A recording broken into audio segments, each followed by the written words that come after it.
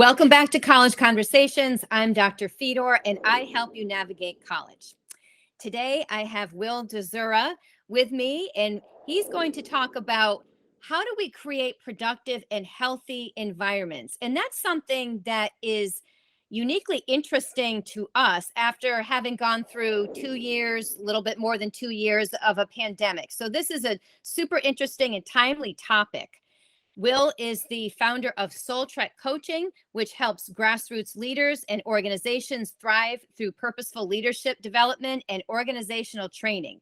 You can find Will at www.soultrekcoaching.com. Will, thank you so much for joining me again today. It's great to be back, Janice. Looking forward to another great discussion. Good. And this is so important because all of us, would like to work in a productive and healthy environment. And with the last 2 years with COVID and so many changes with that, having to social distance and just all this upheaval that we've dealt with, I feel like this is a very timely and important topic for all of our mental health to address now. So I'm just going to throw it out there. The first question: how does our environment affect our success in school? Because that really adds to, why this is so important to talk about now. It really is a timely question and a challenging one too. When we think about during our last conversations, Janice, we've talked about the things within our control, the way in which we prioritize our tasks, the way we organize our schedule, but very few times do we think about time management and productivity in terms of environment. And it's important to think about this on a spectrum, right? You can find yourself in unproductive or unhealthy environments, and on the other side of that, you may find yourself in productive and really healthy environments. Now, the reality is we all spend our day floating into different environments, and some of them are good for our success, and some of those environments might not necessarily be good for our success, especially at the college age. You're definitely meeting a lot of new people, and you have to make a lot of social decisions during your time in college. And so it's important to become aware that just like a garden that sucks up all the nutrients and a garden that has a lot of healthy soil produces a lot of great fruit, the same goes for the social environments that students operate in, and all people do, that if you're in a healthy environment, you're going to be more productive. So, you mentioned how students and all of us really, you go in and out of different environments. Each class, when you're a student, is its own little, microcosm of an environment, because there's just a different energy to the class. There's a different instructor. The classmates are different. So you go into one classroom and it feels one way, and then you go to another class and that's another environment. And then maybe go to the cafeteria and that's another environment, and then the library and so forth.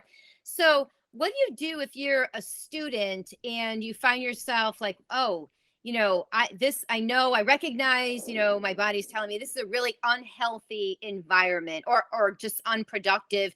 How can you as a student navigate unhealthy or unproductive environments? Yeah, so this is the hard part. And the best tip I can give to students and anyone really is to not be extreme and say, okay, so I find myself in maybe it's a toxic social environment.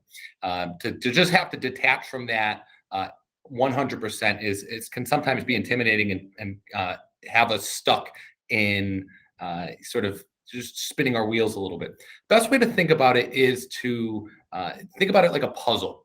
And instead of trying to get rid of the whole puzzle, you want to add a new piece. And sometimes you have to remove pieces. So instead of taking the whole puzzle apart, why not make a small decision? Maybe there's an activity that is good for you, going to the gym, but you haven't done that. Put that puzzle piece in. Maybe it's not your full gym routine, but it's one step in the right direction. And the same goes for if there's an activity or social group that you're in that isn't contributing to your well-being. Maybe take one thing you do with that group away, as opposed to thinking that, oh boy, I have to just completely remove myself from my school environment. And that's how you manage your network in a sort of a big picture, is you really are putting together this puzzle of the community that you surround yourself with.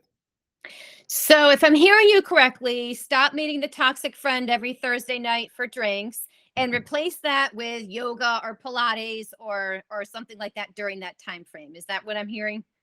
I think you want to be patient with the fact that in college you're just exposed to a lot of different people and a lot of different environments, and that's good. But you also have to be thinking strategically about, okay, where am I going? What are my goals? And is this environment helping me get to those goals in an effective way?